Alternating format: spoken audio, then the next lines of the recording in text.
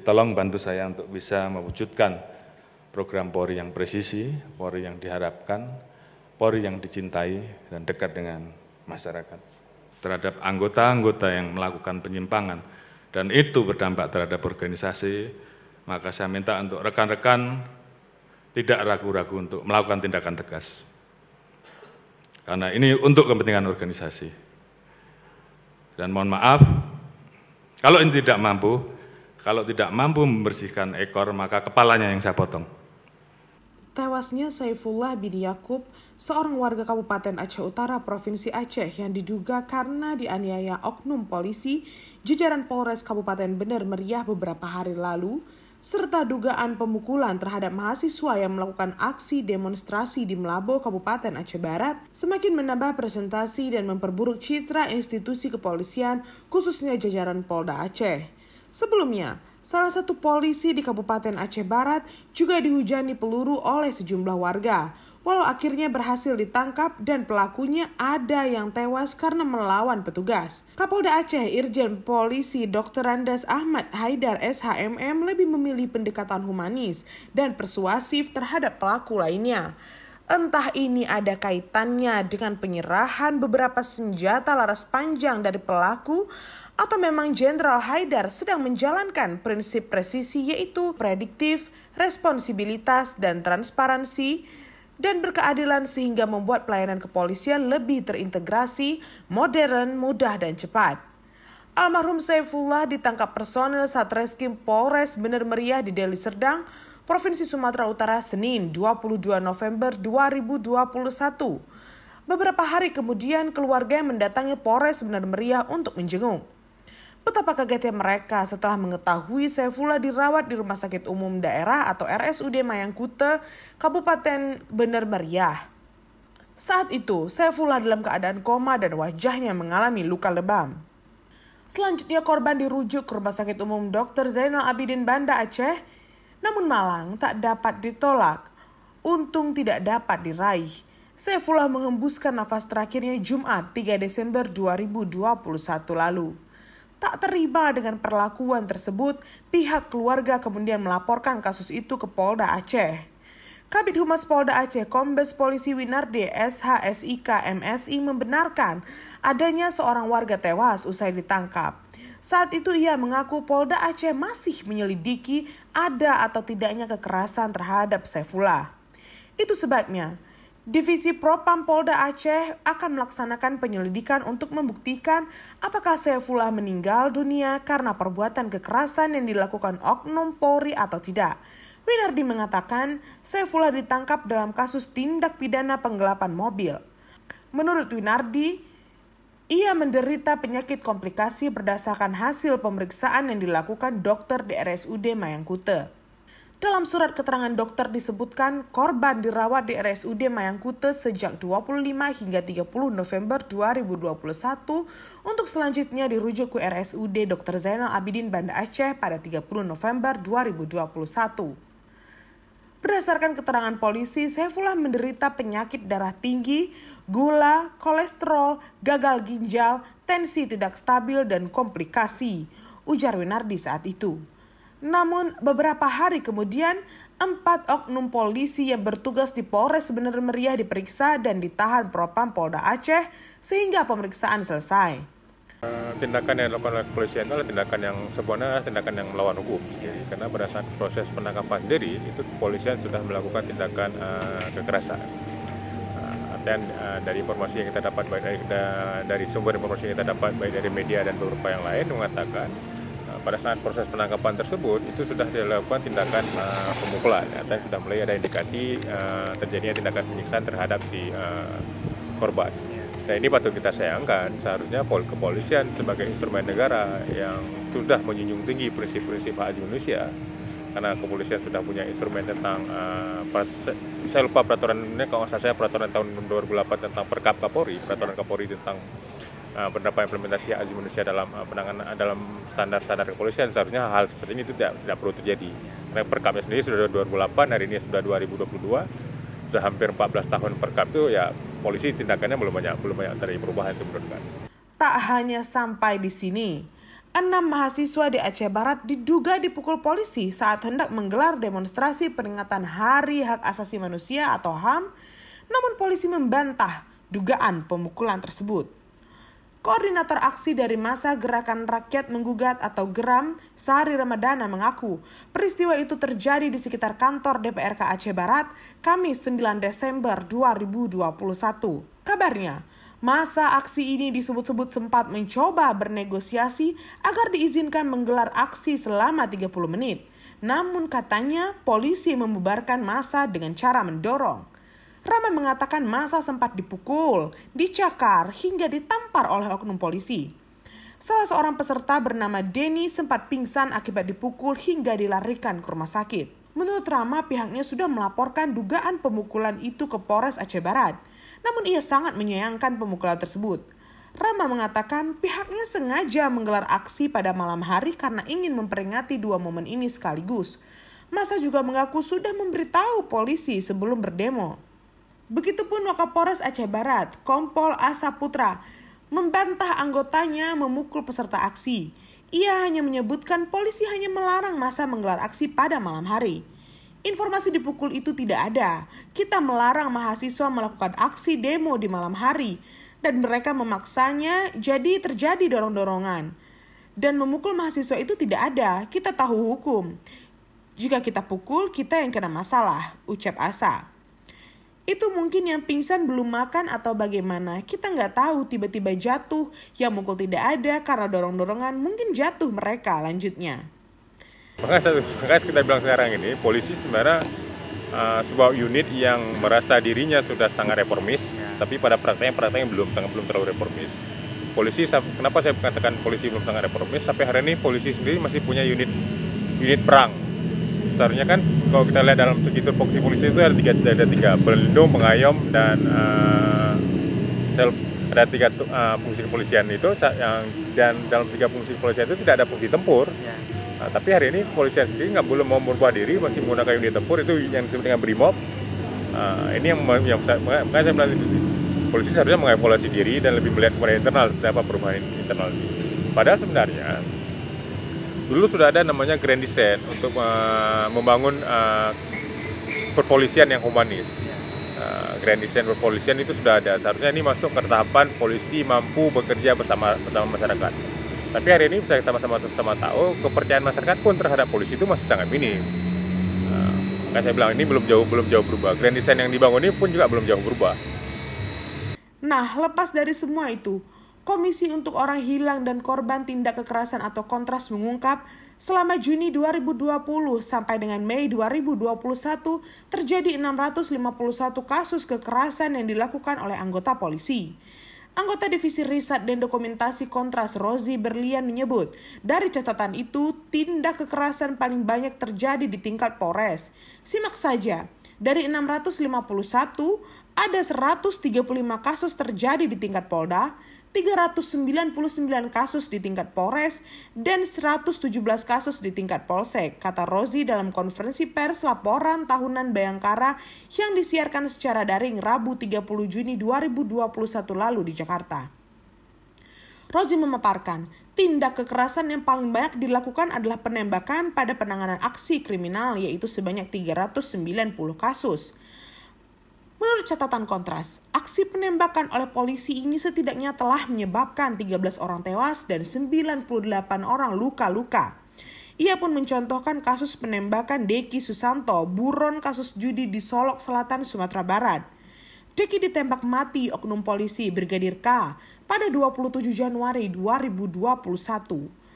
Tingginya angka penembakan telah dilaporkan Kontras pada tahun-tahun sebelumnya, namun tidak ada perbaikan yang signifikan, ujarnya. Menurut Rozi, hal ini disebabkan minimnya evaluasi penggunaan senjata api di tubuh Polri. Padahal, sudah ada Peraturan Kepala Kepolisian atau Perkap nomor 8 tahun 2009 tentang implementasi HAM dan Polri, dan juga Perkap nomor 1 tahun 2009 tentang penggunaan kekuatan dalam tindakan kepolisian. Sederet kasus tadi memang patut disesali, sebab lagi-lagi kian memperburuk citra institusi kepolisian. Kendati demikian, dari aspek pelayanan, citra kepolisian menurut beberapa hasil survei mengalami peningkatan dari tahun ke tahun. Sayangnya, peningkatan signifikan ini hanya menjadi kualitas untuk pelayanan administratif saja. Hasil survei Cyrus Network misalnya, per 28 Mei hingga 1 Juni 2021 menunjukkan dari seluruh layanan Polri yang diuji, tercatat pelayanan mengurus SIM mendapatkan kepuasan tertinggi, yaitu sebesar 90,3%, lalu layanan pembuatan SKCK sebesar 82,8% dan mengurus proses pengaduan masyarakat sebesar 79,4%. Capaian pelayanan Polri dalam beberapa tahun terakhir memang patut diapresiasi. Namun pada aspek mengayomi dan melindungi melalui pendekatan humanis kepada masyarakat masih sangat jauh dari harapan. Tindakan Kapolda yang menanganinya itu saya rasa masih agak setengah hati ya. Kenapa saya bilang setengah hati? Karena tindakan yang dilakukan kan masih hanya tindakan pelanggaran secara kode etik. Dia cuma hanya diperiksa berdasarkan karena dianggap ada kode etik yang dilanggar. Pertanyaan saya adalah ini bukan hanya pelanggaran kode etik loh. Inilah tindak pidana. Inilah persoalan sebuah perbuatan pidana. Karena kenapa saya bilang sebuah perbuatan pidana? Karena ini menyebabkan orang meninggal, menyebabkan si tahanan yang diambil oleh polisi yang seharusnya dilindungi, seharusnya dia lebih terlindung di kepolisian, tapi hari ini dia faktanya tidak terlindung di kepolisian, dia menjadi korban dan meninggal. Karena satu sisi saya bilang ini adalah tindakan pidana dan juga ini punya indikasi patut diduga terjadi pelanggaran HAM terkait dengan si korban. Maka saya bilang ini pelanggaran HAM, indikasi saya ini terjadi proses, kalau dalam konsep pelanggaran HAM lah disebut dengan konsep pembunuhan di luar proses hukum. Kenapa saya katakan konsep pembunuhan di luar proses hukum? Seseorang meninggal tanpa ada proses hukum dan dia meninggalnya di tangan aparat keamanan. Ini yang menyebabkan sangat sakit. Maka saya bisa di sisi yang lain. Selain proses pendidikan etik yang dilakukan oleh Propam Polda, juga harus dilakukan proses pendidikan secara pidana. Dan juga patut dilakukan adalah Komnas HAM sebagai lembaga yang berwenang untuk isu-isu hak asasi manusia juga patut memonitoring kasus ini, karena ini ada dugaan pelanggaran HAM tanpa perlu ada pengaduan dari keluarga korban, tanpa ada perlu pengaduan masyarakat. Karena ini kasus yang sudah masif, sudah viral, sudah banyak orang tahu. Seharusnya Komnas HAM, baik Komnas HAM Kantor Perwakilan Aceh ataupun Komnas HAM Republik Indonesia itu harus melakukan proses pemantauan dan monitoring terhadap kasus ini. Nah, karena ini saya lagi-lagi katakan ini adalah punya indikasi terjadi dan namanya pelanggaran HAM. Catatan kontras tadi hanya angka terakumulasi dari kasus yang mengapung ke permukaan. Belum lagi dengan rentetan kasus kekerasan dialami masyarakat yang rentan tidak terekspos. Tentu jumlahnya bisa lebih besar dan mengkhawatirkan. Kehadiran institusi Polri amat penting bagi masyarakat. Peran strategis Polri tidak saja melayani, namun juga melindungi dan mengayomi. Pada keadaan ini, Polri adalah alat perlengkapan negara yang ditugaskan untuk menjaga keamanan dan ketertiban kehidupan bermasyarakat. Tupoksi Polri bagian dari pelaksanaan good governance, maka pendekatan humanis mutlak diperlakukan bagi Polri dalam respon berbagai gejolak dalam masyarakat. Tanpa pendekatan humanis, mustahil peran mengayomi dan melindungi dapat dijalankan dengan baik. Jadi tolong bantu saya untuk bisa mewujudkan program Polri yang presisi, Polri yang diharapkan, Polri yang dicintai dan dekat dengan masyarakat. Terhadap anggota-anggota yang melakukan penyimpangan dan itu berdampak terhadap organisasi, maka saya minta untuk rekan-rekan tidak ragu-ragu untuk melakukan tindakan tegas. Karena ini untuk kepentingan organisasi. Dan mohon maaf, kalau ini tidak mampu membersihkan ekor, maka kepalanya yang saya potong. Pendekatan humanis menjadi visi besar sekaligus tantangan institusi Polri. Padahal spirit itu terpatri dalam visi Polri di bawah komando Kapolri Jenderal Polisi Listio Sigit. Gagasan humanis Kapolri menunjukkan usaha serius Kapolri untuk membangun citra positif di mata masyarakat. Sayangnya, usaha baik itu terus ternodai oleh kelakuan oknum anak buah yang gagal memaknai visi yang mengedepankan pendekatan secara humanis tersebut. Beberapa tindakan kekerasan oknum polisi belakangan mengindikasikan bahwa visi agung Kapolri masih melangit dan belum membumi. Namun, masih banyak waktu untuk Kapolri melakukan evaluasi dan pembinaan secara menyeluruh dengan memaksimalkan peran hierarkis institusi sampai ke tingkat polsek. amat penting memberikan pemahaman nilai kemanusiaan kepada segenap jajaran anggota Polri dalam menjalankan tugas sebagai pelayan, pengayom, dan pelindung masyarakat. Polri humanis, Polri tegas. Slogan itu masih gagal dimaknai secara mendasar. Ketegasan ini justru kerap mengabaikan humanistik. Begitu juga penegakan sanksi dan pengawasan harus dilakukan secara konsekuen. Jangan sampai terkesan ada pembiaran terhadap kelakuan anak buah yang mengabaikan pendekatan humanis, bersikap arogan, dan berwatak represif. Karena visi Polri tidak saja usaha pembenahan internal, tetapi lebih jauh sebagai falsafah dalam membangun relasi keterikatan antara Polri dan masyarakat. Kita berharap di masa datang tidak ada lagi watak arogansi dan sikap represif karena peran Polri tanpa kepercayaan masyarakat adalah fasis. Sebaliknya, masyarakat tanpa Polri adalah anarkis.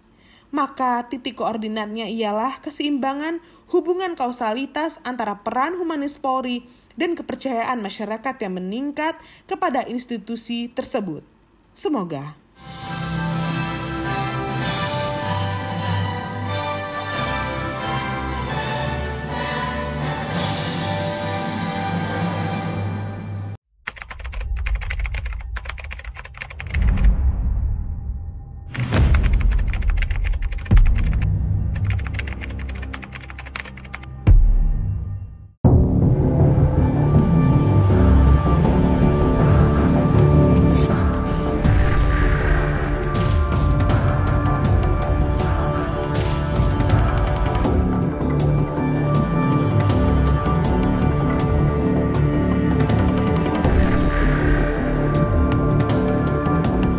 Baca modus baru lurus.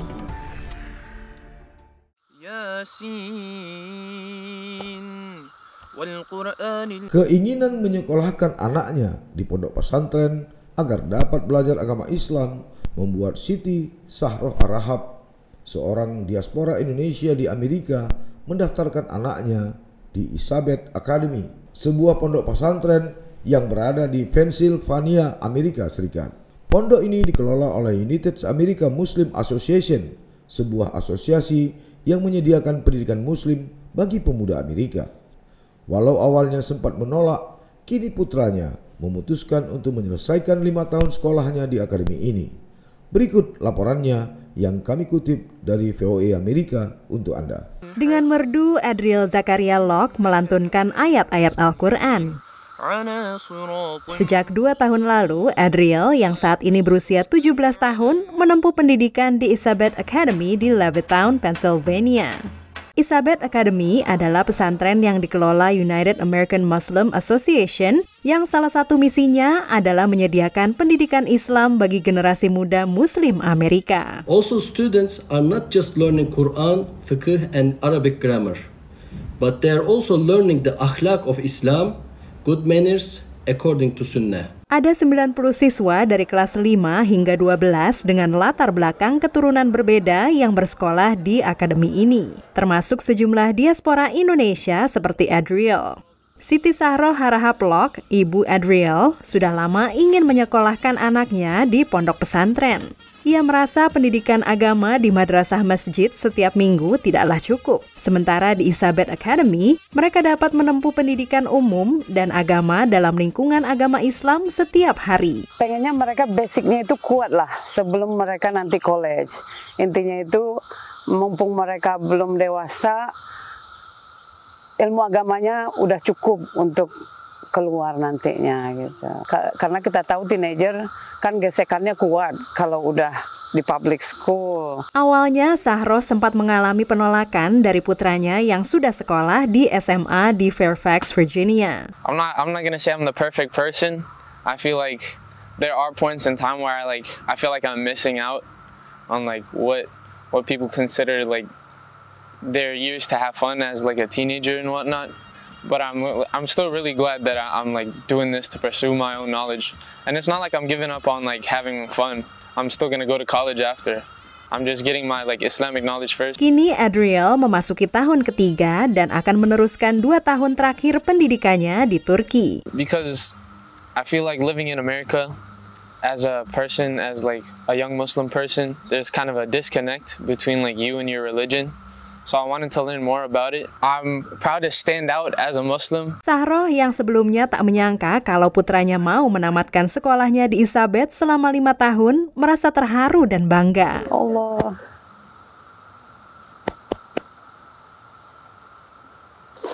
Alhamdulillah Mbak, itu saya speechless. Cuma saya alhamdulillah syukur ke Allah aja Mbak, itu karena nggak mudah ya anak-anak.